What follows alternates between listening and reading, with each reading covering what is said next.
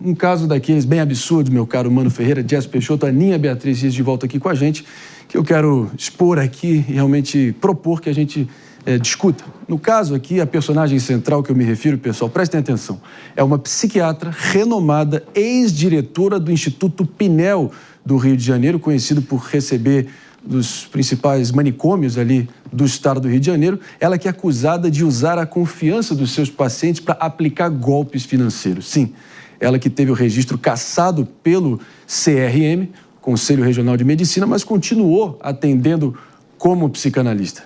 Jess Peixoto, tem mais detalhes? Então, esse caso, ele é um caso bem assustador e, segundo as testemunhas, as partes, até mesmo um caso que levanta... Porque no final do dia, esta terapeuta, essa psiquiatra, ela estava pedindo esses valores. E o que é relatado por quem passou por isso? Teve até um caso que teve um acordo na justiça de R$90 mil que ainda não foi pago, não foi sanado.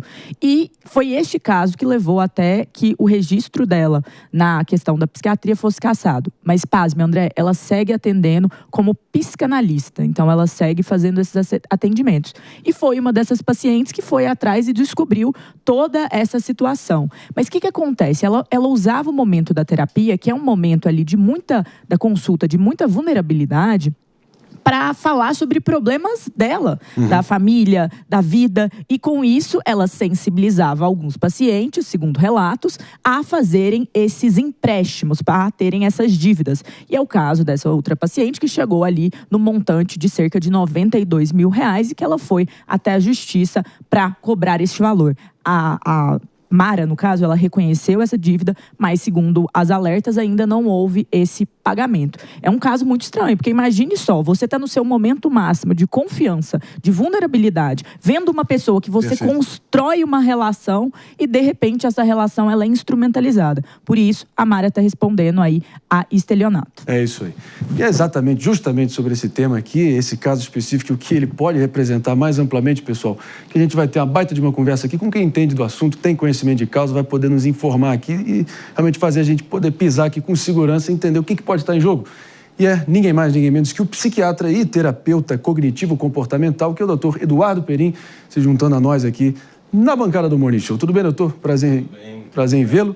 Só pedir o microfone bem pertinho aí para a gente poder te ouvir da forma mais precisa. Olha só, como é que faz então para a gente, na medida do possível, nesse mar de humilhação, de vulnerabilidade das pessoas cada vez mais reféns aqui desses celulares e nessa espiral permanente aí de insegurança mesmo consigo mesmo, aí o pessoal fica vulnerável e vira um terreno fértil para esses golpistas pintarem e bordarem, né? Ainda mais quando se trata de saúde mental. Como é que faz para o pessoal criar esse faro aguçado ante esses golpistas? Eu acho que é isso que foi falado, né? Ela criava uma atmosfera de muita confiança e o paciente acabava cedendo, emprestando dinheiro e etc, né? Acho que... Sim, fica à vontade. Eu acho que é uma situação muito complicada porque ela estava num papel de abusadora, né? De abusar de uma pessoa que está numa situação vulnerável, de estar numa situação, né, buscando ajuda ali, né? Então, é bem complicado, né? Agora, o que a gente quer propor aqui também é como é que faz para o pessoal que está vulnerável desenvolver os anticorpos, ou pelo menos ali o radar para detectar quando realmente pode ter uma golpista de altíssima periculosidade ali engajando com você, não é isso, Aninha? André, sabe o que eu acho? A gente tem tanto acesso à informação hoje em dia, mas muitas vezes quando a gente vai buscar um serviço, em especial relacionado à saúde, talvez pela própria vulnerabilidade da situação, as pessoas acabam não se aprofundando na pesquisa do currículo daquele profissional que vai atendê-la. Eu acho que, talvez respondendo a pergunta no lugar do Dr. Eduardo, me perdoe, mas o primeiro passo, com certeza, é a gente buscar informações a respeito da qualificação daquela pessoa. Isso tem sido muito comum, inclusive, nesses procedimentos estéticos, que muitas vezes são aplicados por pessoas que não são médicos, às vezes não têm a titulação necessária para fazer a aplicação de um determinado procedimento. E aí eu acho que tem uma outra questão, que é a seguinte: embora você tenha uma relação de extrema confiança com o seu psiquiatra, com o seu psicólogo, a verdade é que é uma relação profissional.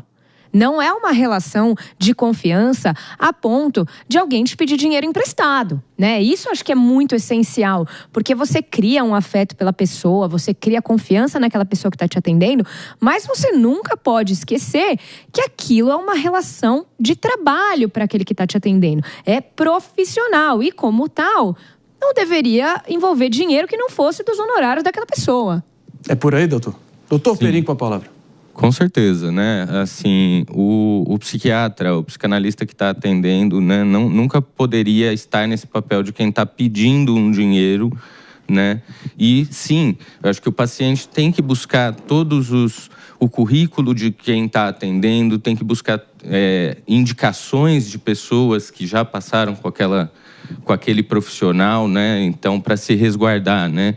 Agora, tem certos tipos de pessoas que acabam sendo mais vulneráveis também a esses golpes, né? Então, pessoas que eventualmente que são idosas, que não têm uma conexão com a tecnologia muito grande, né? Ou pessoas que estão numa situação de doença psiquiátrica, né, importante também, né?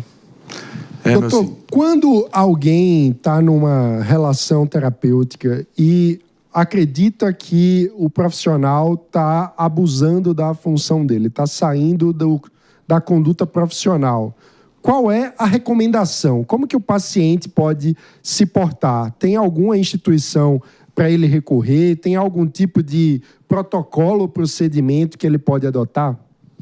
Olha, a primeira coisa é buscar o conselho de classe, né? Então, se for um médico, né, o CFM, se for um psicólogo, o CFP, né? Então, o conselho de classe desse profissional é responsável por avaliar, né, o serviço que ele está prestando, né? Me parece assim um caso claro de sociopatia aqui, né? Apagou qualquer senso ali de empatia ao próximo. Mas enfim, a gente vai seguir explorando aqui. André. E todos os detalhes. Eu tenho uma notinha aqui que a nossa Jess Peixoto vai poder nos trazer agora. Vamos lá. Vale avisar que, em nota, o advogado da Mara afirmou que as acusações são levianas e que carecem de qualquer respaldo fático ou jurídico. E que ela jamais atuou como médica sem ter registro e que não tem qualquer condenação judicial por estelionato. E, de fato, ela ainda está respondendo a este processo. E até um detalhe surpreendente nessa história é que ela veio a público por conta de uma paciente que ia ao consultório, foi pesquisar, descobriu alguns detalhes e começou a fazer um trabalho de conclusão de curso jornalístico baseado naquele caso, e isso veio a público da maneira como a gente está tratando aqui. Então existe até um ponto de trabalho de conclusão de curso, e parabéns para a Lauren, que foi a profissional que fez todo esse trabalho. E doutor, eu tenho uma pergunta em relação aos tipos de relação que muitas vezes você vai desenvolvendo na confiança. A paciente lá, que foram os 90 mil, ela disse que ela tinha uma compulsão por compras. O que eu imagino que tem alguns detalhes que talvez levem a tirar a conclusão de que essa paciente seria...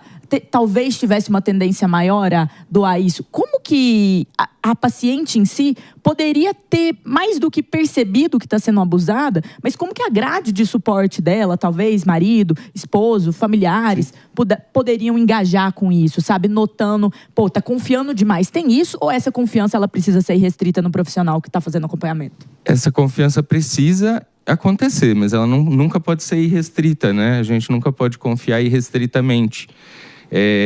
Então, eu acho que o primeiro indício é o pedido de dinheiro, né? Assim, eu acho que esse é o primeiro indício de que essa relação se contaminou de uma forma que já não é mais uma relação terapêutica. É uma relação que talvez seja de ajuda pessoal, né? E não um trabalho terapêutico. Então, começa por aí. E, claro, as pessoas que estão em volta, né, tentam muitas vezes... alertar a pessoa que está passando pelo golpe, mas muitas vezes a pessoa está tão envolvida, né, no caso aí com a psiquiatra, que ela não consegue enxergar, né, a situação do jeito que está. Então, muitas vezes, as pessoas em volta acabam ficando impotentes, né? E o senhor já viu casos ao contrário? Então, situações em que o envolvimento tenha sido do próprio agente, do psiquiatra, do psicanalista, em relação a ajudar e até ter um envolvimento emocional ali com o paciente? É comum a gente se emocionar com as histórias que a gente ouve, é comum a gente empatizar com o sofrimento do paciente, é comum a gente querer ajudá-lo, isso é uma coisa natural e eu acho que é esperada, né? O problema é quando você inverte isso e a seu favor, né? Aninha, por favor. Acho que tem uma questão também, né, que às vezes nas produções de cinema, etc., a gente vê uma romantização da relação, às vezes, de um profissional da área médica em especial com aquele paciente que tá então uma história de amor, mas não é o usual, né, doutor? Eu nem sei se existe alguma proibição dos conselhos de classe a respeito de, por exemplo, você manter um relacionamento amoroso com o paciente, porque muitas vezes as pessoas acabam se envolvendo exatamente por esse aspecto, né, de se apaixonar, de se encantar ali com aquela pessoa que tá te dando um suporte num momento de dificuldade. Mas eu imagino que devam ter regras bem claras com relação a isso. Não, com certeza, né? Você ter um envolvimento com um paciente é algo eticamente condenável, né? Então, tanto do ponto de vista médico quanto do psicológico, né? Então, tanto o Conselho Federal de Medicina quanto de Psicologia condenam esse tipo de envolvimento, né, com o paciente. Isso não é ético, né? Mas é relativamente comum que o paciente se apaixone pelo psicólogo, né? Isso acontece com alguma frequência, mas o psicólogo ou o terapeuta, ele vai precisar manejar essa situação de uma outra maneira que não, né, indo às vias de fato, né? Exatamente. Agora, em tudo se confirmando, Clara Dias trouxe aqui o direito ao contraditório, a ampla defesa, mais do que justo, bom jornalismo preconiza isso. Agora, realmente, se tudo realmente caminhar pela direção que está indo, sinceramente, cassação de registro e indenização das vítimas é o mínimo. Teve um acordo judicial em relação à dívida. Então, assim, a dívida em si, ela existe. Houve um reconhecimento caso, ainda que tácito, né? De cada vez, por favor. Um ponto complexo nesse caso é que ela está com o CRM suspenso, então ela não pode atuar como psiquiatra, mas ela atuou como psicanalista, que aí é uma outra profissão que acaba tendo uma regulação bem diferente e muito mais flexível. O fato é que pessoas vulneráveis foram manipuladas de forma vil, baixa, rasteira, isso merece aqui ser exposto. Agora, os detalhes que a justiça se encarregue de, seja a justiça formal, legal ou a justiça divina. Doutor Eduardo Perim, ele que é terapeuta cognitivo comportamental, psiquiatra, agregou e muito aqui nessa missão árdua aqui de tentar entender o que pode passar na cabeça de uma pessoa dessas. Obrigado. Muito obrigado pelo convite. Sempre aqui. Agora,